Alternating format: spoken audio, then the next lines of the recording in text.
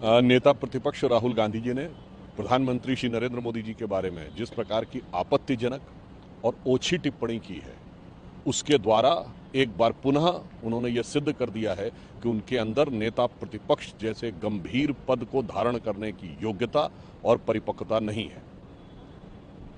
राहुल गांधी जी ने एक बार पुनः इस प्रकार के बयान के द्वारा अपनी विवेकहीनता और स्तरहीनता का परिचय दिया है। रही बात इसकी कि उन्होंने कहा कि भारतीय जनता पार्टी या आरएसएस दबाव में आ जाता है, तो मैं राहुल गांधी जी को बता देना चाहता हूं, ये वही पार्टी है जिसने आपकी पार्टी को, जो अपराजेय समझी जाती थी, भारत के अनेक राज्यों में अप्रासंगिक कर दिया है।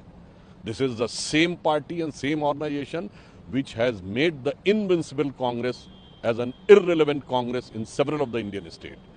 और रही बात इसकी कि वो जिस प्रकार की बातें कहते हैं, तो मुझे लगता है कि राहुल गांधी जी के विवेक को इसी से समझा जा सकता है कि मात्र एक साल पहले लोकसभा चुनाव आने के बाद जो थर्ड अटेम्प्ट में थर्ड डिजिट न टच कर पाने के को विजय कहते थे, यानी तीसरे प्रयास में 3 अंकों की संख्या को न छू पाना जिनके लिए विजय था, और लगातार तीसरी बार जनता के समर्थन से प्रधानमंत्री मोदी जी का प्रधानमंत्री बनना पराजय था। जिसकी बुद्धि ऐसी हो, उसे ही भारत की सेना के अप्रतिम शौर्य के प्रतीक ऑपरेशन सिंदूर में सरेंडर नजर आता है। वैसे मैं राहुल गांधी जी को बता देना चाहता हूं, सरेंडर होता क्या है।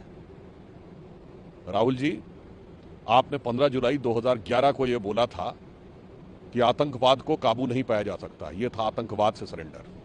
आपने केवल 2 साल पहले मार्च 2023 में विदेश में जाके बोला था कि डिफेंडर्स ऑफ डेमोक्रेसी अमेरिका और यूरोप क्यों भारत के लोकतंत्र में हस्तक्षेप नहीं कर रहे हैं, यह होता है सरेंडर। 26/11 के हमले के बाद आपने फौज को कार्रवाई की अनुमति नहीं दी आपकी सरकार ने, यह होता है सरेंडर। 1971 में 93,000 फौजी हमारे पास थे, उसके बाद भी इंदिरा जी की सरकार में पीओके सरेंडर, हमारे 54 prisoner of war surrender, Sindh और पंजाब यानी पाकिस्तान के सिंध और पंजाब का 13,000 किलोमीटर का एरिया सरेंडर। 1965 में जंग में फौज जीती, हाजीपुर का दर्रा, हाजी पीर का दर्रा सरेंडर, जो हम जीत के आए थे, कच्छ के पास का इलाका और लाहौर से 20 किलोमीटर तक पहुंच गए थे, वो जमीन सरेंडर।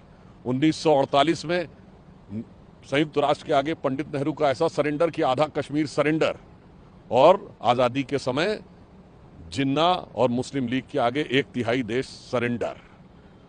तो मैं बताना चाहता हूं कि अमा मियां, अच्छी तरीके से याद कर लीजिए, हिंदुस्तान की आजादी का हर कैलेंडर आपकी पार्टी, आपकी सरकार और आपके खानदान के सरेंडर के शर्मनाक कारनामों से भरा हुआ है। जहां तक प्रधानमंत्री श्री नरेंद्र मोदी जी ने जिस प्रकार की कूटनीतिक दक्षता, सेना को नैतिक समर्थन और उनके दिशा निर्देश में सेना ने जो अप्रतिम शौर्य दिखाया है, उसके हिसाब से वो मां भारती के वो शेर हैं। शेर का एक पर्यायवाची मृगेंद्र भी होता है। तो हमारे प्रधानमंत्री नरेंद्र मोदी जी भारत मां के मृगेंद्र हैं। तो नरेंद्र तो मृगेंद्र हैं, और राहुल जी, आपके कारनामों का कैलेंडर हिंदुस्तान की आजादी के इतिहास में सरेंडर से भरा हुआ है।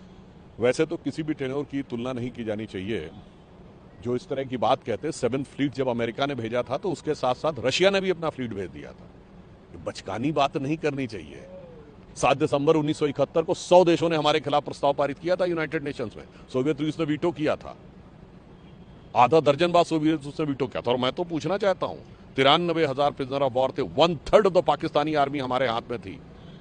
नस नहीं, पूरा टेटुआ हमारे हाथ में था। पाक अधिकृत कश्मीर क्यों छोड़ दिया, वो तो छोड़ दीजिए, हमारे 54 लोग जो पाकिस्तान में बंदी थे, वो क्यों नहीं वापस लिए। आज इतिहास पूछना चाहता है, 93,000 देके 54 वापस न लेना, ये कौन सा गणित था, ये कौन सी मजबूरी थी, और किसके आगे सरेंडर था। अगर किसी को समझना है तो केजीबी और सीआईए की डिक्लासिफाइड फाइल्स में जाके देखे, बहुत सारे सूत्र बिखरे हुए पड़े हैं जो ये बताएंगे